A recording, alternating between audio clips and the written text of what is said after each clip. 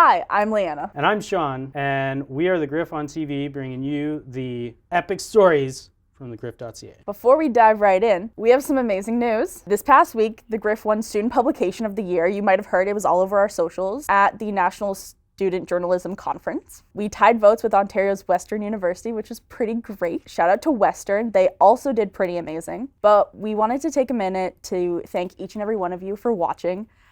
You've supported our content, whether it's checking out the website, picking up a magazine, or just simply watching the show, or checking our socials. Thank you so much for being an amazing audience. So you're watching award-winning programming right now.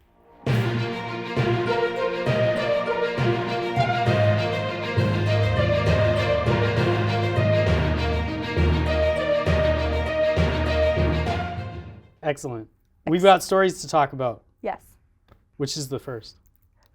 The first story that we've got for you from the Griff.ca was written by Krista Gamage, and they were talking about the cost of living in Edmonton and how it's kind of exploded lately. And it's very interesting because, you know, when we went into the shutdown with the pandemic, Alberta was kind of seen as like the cost-effective haven for people from like Vancouver and Toronto even, and everybody was swarming here because the cost of living was so much better. Now it's skyrocketed. How's that kind of affecting you?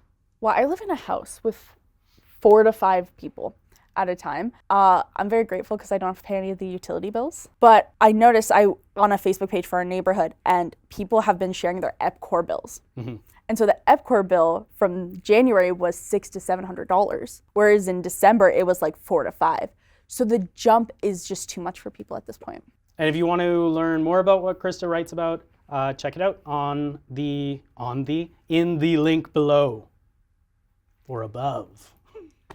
Avery Chilton, she looked at the NHL's All-Star Weekend, which I didn't actually know about what that was until I read this story. This was actually a big milestone for hockey fans because it was the introduction of the professional women's hockey team. So I thought that was pretty cool, and it's certainly going to make an impact on Canadian culture. Yes, I'd heard that the PWHL, which started on January 1st, they were going to have a 3-on-3, I believe. Mm-hmm. And yeah, that's really awesome. Any women, little girl fans out there watching hockey, now they can watch hockey and be like, hey, I can grow up and I can be a professional hockey player just like men can. The next piece that we can talk to you about is a piece written by Zainab. They wrote about the Mitchell Art Gallery, and they're currently showing the Miut exhibition, which is showcasing 5 different Inuit artists. I thought just the pictures that Zainab showed were incredible. And the fact that it's not just one medium, it's painting, it's canvases, print, textiles. There's even jewelry, which is pretty cool to see. I thought it was incredible. We're gonna do a little activity with y'all. So we have a quiz that 2 of our contributors made for us about what your favorite building says about you. Me and Sean are gonna do it in real time. Let's see what building we are. What program are you in? What are your study habits? Is there studying but just like talking with your friends? Is that an option? I would 100% rather be at home sleeping. Where do you get your coffee on campus? That's easy. Timmy's. I get Monsters. How social are you? What's your favorite color? Which student group are you part of? Which aesthetic are you? Do you know aesthetics? Do you know what Do I know normcore aesthetics? is? No, because that's a big word. Do you know what cottagecore is? Do you know what I'm a softcore kind of girl. Are you sure you're a softcore girl? It just says softcore, and I don't understand what that means. Softcore I don't know is what richcore. Why are people adding core to everything? Because that's a core. A core? That's the core. As in what? Like you could have like cottagecore where you're like fairies and like princesses. Like an apple core, which would be an apple core? No. What are you, Katy Perry? What the I don't know what you're talking. Like, why is core? Okay, with your academia, you can have light academia or dark academia. Why isn't it called academia core? You're frustrating. I'm asking a logical question. I don't have the clean answers. Girl. Why isn't it a clean girl core? Why not just a clean core? Because core is it's what's at your core, whereas academia is just like the way you present. But isn't that at your core if you present that way? Not always. Okay. I have a dark interior, but exterior I'm wearing light color. We all have a dark interior because light doesn't penetrate our organs. What do you do outside of school? If you had one thing, what would you choose? What the shit kind of choices are those? What's your greatest fear? G. Oh man, now we gotta tally up these. I can't do these. My majority is C. So for C, I got Allard Hall, baby. This is my building, boys. So I got 4 A's. So what's A? Building 6 and 7. How normal of you, studying at the library, check. Thursday karaoke at Towers, check. Broke, check. Good luck booking room 6201E this week. This quiz is very mean. That's very mean. You've never been anywhere else. I go to SAMU sometimes. Next, Rebecca Reeves.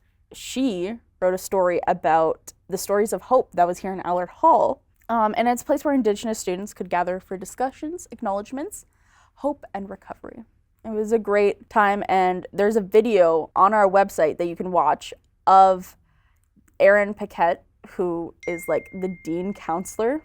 Sure. Let's get a shot of us muting Leanna's laptop. Erin Paquette, he's playing a cedar flute, and we have that in the story. And it's just like this really impactful event for a lot of Indigenous students. So next up is for anybody who's fans of Josh Peck. He'll be coming to MacEwan on March 14th, I think it is. Yeah, March 14th. Give a little bit of a presentation, Q&A, that kind of thing. You might know Josh from such exciting things as the Nickelodeon channel. I don't. And apparently he was in Oppenheimer as well. Did you not, have you never watched Drake and Josh? Like, did you not watch that as a kid? That was after me. That was after my. Well, he was also on the Amanda Show, and that's where Drake That and was Josh. after me. That was really that was Sean's age on screen right now. 97. I am this old. 97. It'll be the number that I choose to put in there. You never saw Drake and Josh? No.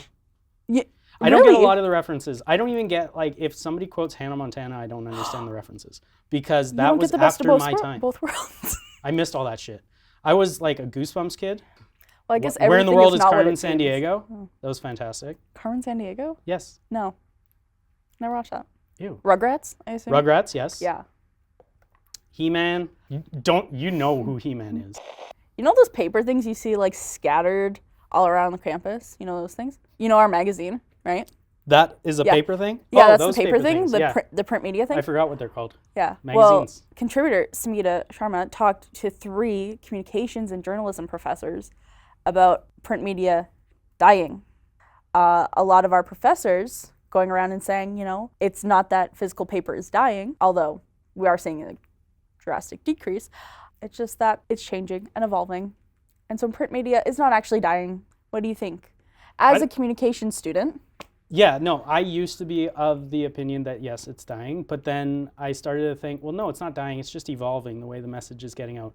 Because when they were handwriting books and whatever, before the typewriter, when typewriters came in, I'm sure people were like, or the printing press, and people were like, oh, print's dying because it's all being pressed now. It's not dying, it's just evolving, and going digital is just another way that it's evolving as well. It's not dying, it's just... It's very reminiscent of like older people being like, oh, young kids these days. Like that's how it kind of feels, is like, oh, print media's dying. No, it's not dying.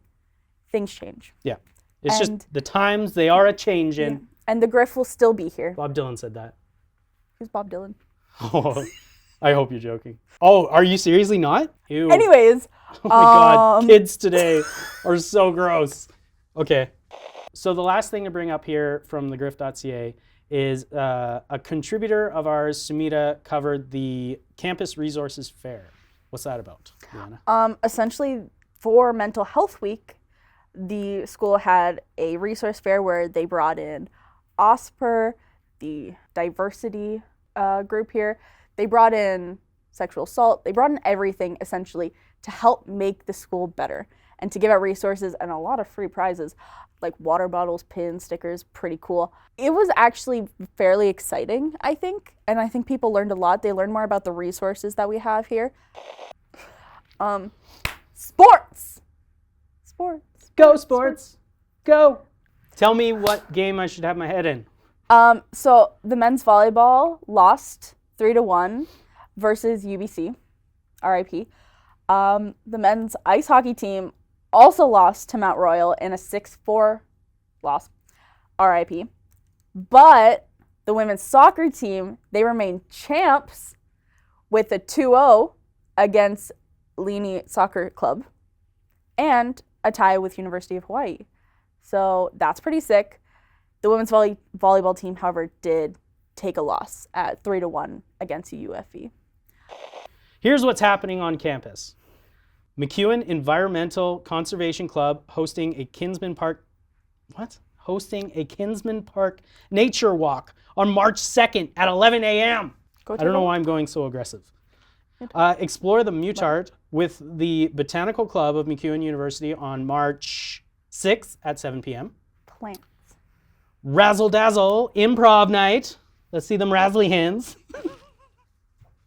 Improv Night by the Musical Theater Club on March 7th at 6:30 p.m. And then on March 8th at 5 p.m., celebrate the end of the year cheer with the Tabletop RPG Club. And if you want an event featured on the show, email digital@thegriff.ca or click the link below. Thanks for watching. If you liked what you heard, like, comment, subscribe, email us, or even send a pigeon. I promise we will try to answer. Uh-huh. This is your part. What do I say? If you want to be featured on the Griff, get in touch with us. Contribute with the Griff when you can, because maybe we will feature you here on the boob tube. Thank you, everybody, for watching. And remember, MacEwan, if you want to eat ass... All right. Cut.